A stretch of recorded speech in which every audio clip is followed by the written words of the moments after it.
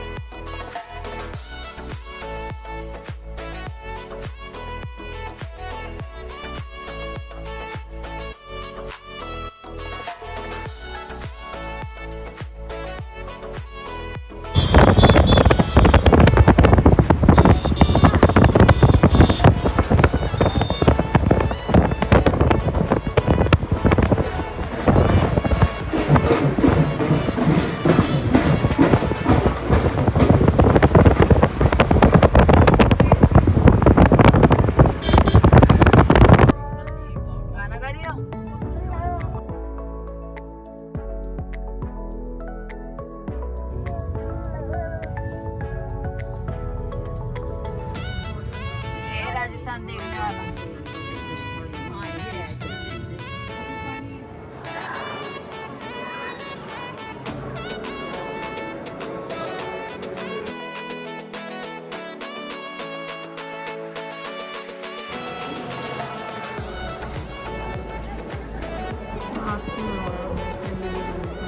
और स्त्री को जो मुंह में डाला तो गाय और त्री के कारण उनको बोला जाता है गायत्री। ये गायत्री का जन्म भूमि है। इस प्रकार में यहाँ पे यज्ञ करवाते हैं। यज्ञ में जो सुहा का अवधि लगता है वो ब्रह्मा का पहला पत्नी सावित्री माता के कानों में जाता है। वह भागी भागी आती है, देखती है ब्रह्मा जी दूसरा पत्नी से विवाह करते हैं। क्रोध में उनको 2 श्राप देती है।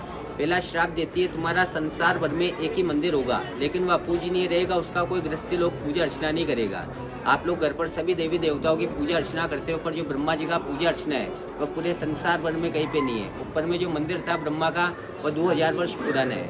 उसका निर्माण आदि गुरु शंकराचार्य जी ने करवाया, जो केरल से आए थे। ब्रह्मा जी का पूजा अर्चना केवल साधु सन्यासी व्यक्ति करते हैं, जिसका कोई परिवार वगैरह नहीं होता। दूसरा श्राप दिया, जो भी गृहस्थी लोग आएगा, परिवार वाला, बाल बच्चों वाला, फैमिली वाला, यहाँ पर आता है, यहाँ का स्नान करता है। स्नान करने से कलेश, कष्ट, व्याधि, पीड़ा, भय, चिंता सब दूर होते हैं। जो स्नान नहीं करता है वो पंच स्नान करता है। आंखों के, कानों के, हाथ में जल लेके पूरा शरीर पे छींटा देते हैं, क्योंकि मारवाड़ी लोगों में कहावत है, बीजे कान हुए स्नान। मुंह हाथ का छींटा लगाने से स्नान के बराबर पुण्य मिलते हैं। मुंह हाथ का छींटा लगाते हैं, यहाँ से अपना ठाकुर जी का 21-21 रुपये का फुल प्रसाद का थाली आता है। जो जोड़े से आता है पति पत्नी वह जोड़े से चढ़ाता है, जो अकेला आता है वह अकेला चढ़ाता है। अपना परिवार का नाम और गोत्र लेके अपनी सुख शांति की मनोकामना मांगता है। ऊपर मंदिर है, मंदिर में आप जाओगे, मंदिर में जाके केवल 2 हस्तक और 1 मस्तक, क्योंकि मंदिर की यहाँ पे कोई मान्यता नहीं है। 3 कार्य के लिए यात्री लोग यहाँ पर आते हैं। पहला होता है राज्य खुशी घूमने फिरने के लिए आता है, स्नान करता है, स्नान नहीं करता है, पंच स्नान करता है, प्रसाद चढ़ाता है, मनोकामना मांगता है, दर्शन करते हैं। दूसरा कार्य होता है चारों धाम की यात्रा करके आते हैं, और एक यहाँ पे नहीं आते तो यात्रा सफल नहीं कहलाता, क्योंकि गंगा जाए, गोमती जाए, सब तीर्थ कर आए, और एक धाम पुष्कर नहीं आए वो नर मुक्ति नहीं पाए। गंगा है वह सब तीर्थों की माता है, प्रयाग है वह सब तीर्थों का राजा है, और पुष्कर है वह सब तीर्थों का गुरु एवं पिता है। क्योंकि गुरु बिना ज्ञान नहीं मिलता, गुरु बिना मोक्ष नहीं मिलता, भाग्य बिना लक्ष्मी नहीं मिलती है। सतयुगम केवलम पुष्करम, त्रेता युगम नेमि शरणम, द्वापर युग कुरुक्षेत्र और कलयुगे गंगा। जो सतयुग का सबसे पहला तीर्थ है वह यही ब्रह्मकुंड है। पृथ्वी के 2 नेत्र है, पहला है कटाक्ष राज जो पाकिस्तान में, वह पृथ्वी की उल्टी आँख कहलाती है। दूसरा है पुष्कर राज, जहाँ पर आप खड़े हो, ये पृथ्वी की सीधी आँख है। ये ब्रह्मा का पहला पत्नी सावित्री माता, इनको 4 नाम से जाना जाता है। पुष्कर में सावित्री, कलकत्ता में काली, जिनका विराट रूप है। तमिल में इनको बोलते हैं सरस्वती, पर वैसे जो सरस्वती माता है विद्या का देवी, वह ब्रह्मचारी इनका पुत्री है। बहुत से जिन्हें ब्रह्मा की पत्नी सरस्वती बोलते हैं, वो इसलिए बोलते हैं क्योंकि ब्रह्मा के पहले 5 मस्तक थे। एक मस्तक से उन्होंने अपनी पुत्री को गलत दृष्टि से देखा था। भगवान शंकर ने उनका वो मस्तक अलग कर दिया था, जो बद्रीनाथ के आगे ब्रह्म कपाली है, वो मुख उदर में जाके गिरा, इसलिए बहुत से जिन्हें उनको सरस्वती बोलते हैं। और राजस्थानी लोगों में इनको बोलते हैं चौथ माता, जो अपने घर में सुहागन माँ बहनें व्रत रखती है। व्रत सावित्री व्रत, चौथ माता का व्रत पति की लंबी आयु के लिए वेणी का रूप है। अब जिसके लिए आप लोग आए हो, जो ब्रह्मा का वास्तविक रूप है, ऐसे जल का है। नीचे के अंदर एक चीज़ का आप लोग ध्यान रखना, नीचे में व्हाइट मार्बल है, कहीं पे पानी गिरा होता है, दिखाई नहीं देता है, स्लिप होता है। पाँव आप लोग जमा के रखने का, इसमें से आधे पुष्प या से सामने से प्रसादी आता है, तो उसमें डाल के अपनी मनोकामना मांगते हैं, फिर मंदिर का दर्शन करते हैं। ये आने का